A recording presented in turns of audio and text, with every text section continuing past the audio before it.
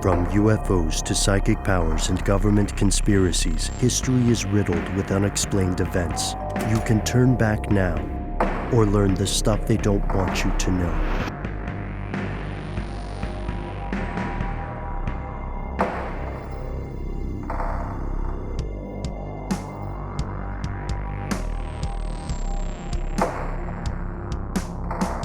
I'm going to jump right in with an email from Justin. Gentlemen, he says, I wanted to reach out to you in response to your recent episode about Neuralink. You guys had briefly touched on the idea of legacy support and upgradability for tech products and how that might work when the product is part of your body. Funny enough, before that episode landed, I had just listened to this episode of NPR's Science Friday that dealt with this exact issue. I think you'll find it super interesting. He gives a link, and that's what we're going to talk about today, but I'll give you his TLDR version. Company made retinal implants for the blind. Company went bankrupt and was no longer there to provide product support for people who had these implants. This resulted in several users not being able to get broken implants fixed and not being able to get further safety information about their implants when undergoing unrelated medical procedures such as MRIs and dental x-rays. This raises so many questions about the weird gray intersection of medical ethics and corporate responsibility. It's one thing if your phone stops working or slows down because of software issues, but what happens when it's something that directly affects how you sense the world around you? You can no longer get the latest updates, so you lose your vision. That doesn't seem right at all. History has shown us that legislation lags behind technology. How many people had to be screwed over buying shady used cars before lemon laws became a thing? I worry that the same thing is going to happen when Neuralink type implants become more of a thing in our society. In the future, what legal obligations will these companies have to their users? Would you feel comfortable getting a brain implant that significantly changes how you interact with the world if the fine print only guarantees product support for the lifetime of this current model or the lifetime of the company that produced it? I think that's a really great place to stop, guys. I mean, this is just absolute red meat for the three of us. I know, because this is like where the line between sci-fi and kind of like real-fi kind of meet. These are things that we only would have seen in like, cyberpunk type novels or, William Gibson and the like. And now here it is. We have these neural implants. We have this stuff that, these brain kind of interfaces that will allow you to send tweets and interact with, say, metaverse type 3D, internet presentations and environments. It's there, but it's not all the way there.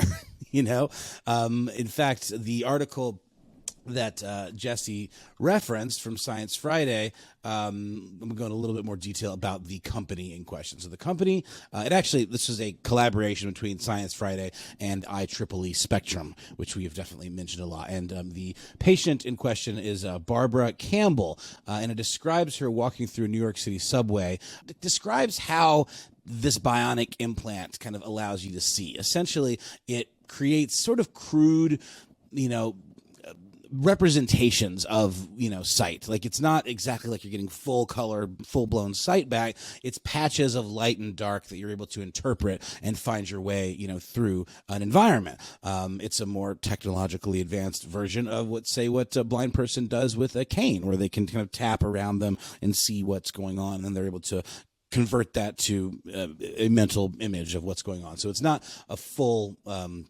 replacement for vision. But all of a sudden, there's the sound of three beeps and the system powers down. And then no longer is she able to see these representations of light and dark. The company in question is Second Sight Medical Products. And another patient, Terry Byland, is actually, as of the publication of this article, was the only person to have received this type of implant in both eyes. So I believe the previous person that I was talking about, Barbara Campbell, only had it in one eye.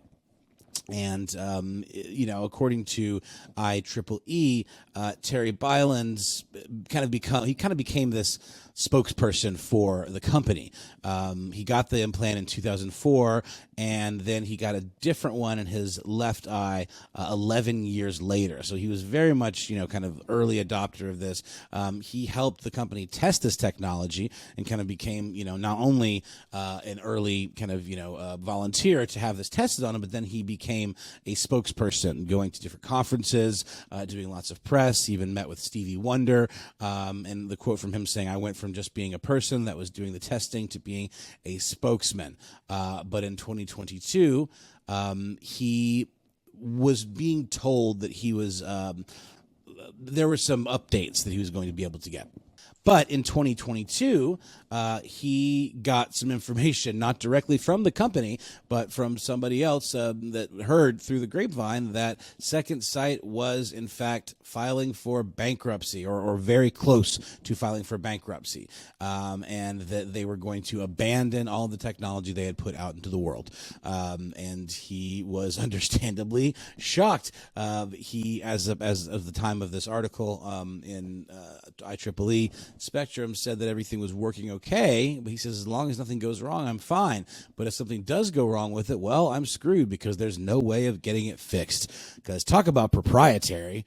I mean, this is technology that doesn't really exist anywhere else. There could be other companies developing things like this, such as, Neuralink, but they're not going to be compatible. It would essentially be a complete rebuild. You'd have to start from scratch, which is, sounds very difficult and complicated. Another person that was interviewed for this article, Ross Doer, found out about the company going under because he got the implant in 2019, and this is a later version where he actually was able to see colors and all of this stuff and was just absolutely thrilled. But during the COVID-19 pandemic, he started to hear rumors that the company wasn't doing particularly well, and he gave a call to his rehab therapist, who was employed by Second Sight, who said, well, funny you called this exact moment. I actually just got laid off.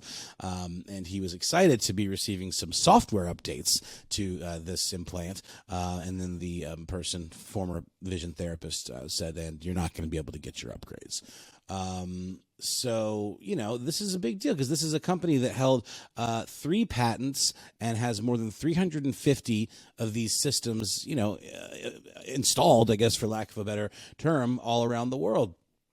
And they are now in a position where they are not able to service or, support any of these people anymore. So therein lies the ethical question. Companies go under all the time, but these are people's lives, people's livelihoods, the quality of life that people are depending on these companies for. So it's not the same as, planned obsolescence of an iPhone or an Android, having to get a new device every couple of years. There has to be some kind of accountability. Surely there's FDA oversight of these kinds of things, for any kind of medical implantation to even be able to do that kind of stuff. But I just don't know how far it goes. Because, to the point of our listener, the technology often, almost always, is light years ahead of the legislation. So I throw this to you guys, man. What do you think? It is very sci-fi sounding, but it's a very real, functional human problem and question that needs to be addressed. You're absolutely right. It's a huge problem. I'm thinking about scale here. This was a fairly small startup company. It affected 350 people, and it is currently affecting 350 people. And I don't mean to minimize, the problems that they're going to go through because this company folded and they had to abandon their tech.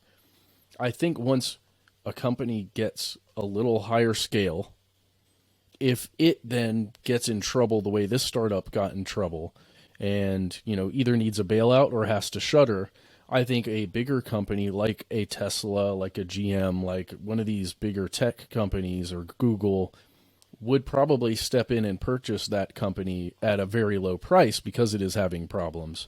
And they would continue it on because there's not only a absolute global good that's being provided here, there is opportunity, I think, in this kind of tech for, I hate to say this, the very wealthy. Rather than fix a problem with an eye, enhance an eye. Mm-hmm. Now you got better sight. Mm-hmm. So a heads-up display or something. Or make it a subscription something, service instead of an ownership society. I gotta say, Justin, I massively appreciate this letter, and that's why I've said for years, technology always outpaces legislation. It's just, unfortunately, the lay of the land. You can't regulate something until you understand what you're regulating. But the I'm really glad that you latched on to this idea that we didn't have time to fully explore in our Neuralink episode. It's something that I've also spent quite a bit of time thinking about. We already see it in things like consider heart valves, right? Pacemakers, that kind of technology. Someone needs it every second of their life once it's in. How do you handle the ethics of that in a world where, or in a place like the U.S. where healthcare is privatized and monetized? To your point, Matt, and I didn't mean to interject here on you guys. I just think these are very important points to raise. They're only going to become more important. It reminds me, I don't know if it's out in the world yet, but years ago I wrote a short story about the last immortal, and it's a sci-fi story. It hasn't happened yet because sci-fi is fiction, at least in the beginning. And in this story, there is one person who is functionally immortal. They're physically immortal because they got all the cool upgrades. But after they got all these upgrades, the rest of what would be, post-human society had better upgrades. They could change shape. They didn't have to be the same body all the time. They didn't have to have replacement parts. They could just grow them, except for this guy.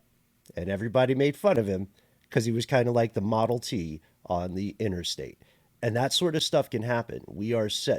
Civilization is getting set up to do something like that. And one of the big tipping points, inflection points for that, I would say, Justin, and I don't know what you guys think about this, but I would say the big tipping point is going to be when prosthetics or implantable devices, medical implants, become seen as better than the natural starting kit. You know what I mean? That's where we'll see even more of a divide that I think you're talking about, Matt. But that's my 2 cents, guys. Thanks. Well, we always, I think the tendency with this kind of thing is to like look at the really high tech stuff, or like things that are like almost like, bionic type situations, like replacing a limb or replacing eyes or something like that. But there are also incredible opportunities for things like for diabetics who need glucose monitoring. Like in 2018, the FDA approved a continuous glucose monitoring implant that essentially is a surface mounted kind of thing that goes, into your skin, and you're able to tap your phone on it and get glucose readings, 365 days a year. So that's pretty neat. So there are simpler, ways that implants and things of that nature can absolutely benefit our lives beyond just like making us like the $600 million man or whatever. It's definitely somewhere in between. But then you're right. There's also a massive market for the super rich who want like things like brain implants that let them, maybe communicate telepathically or whatever it might be. I'm being a little ridiculous here, but I mean, it's not that far off. We know these things are possible. I mean, the guy what was it? Somebody sent a brain tweet recently or posted something talking about how he wanted to hear the new Tool album, and that he really wanted. Yeah, they wanted a beer. Yeah. Mm-hmm. They wanted Miller Lite. The beer is so good you can drink it with your mouth. And they wanted they wanted to listen to the new Tool album. They sent it. You're absolutely right. They sent it entirely through the power of thought.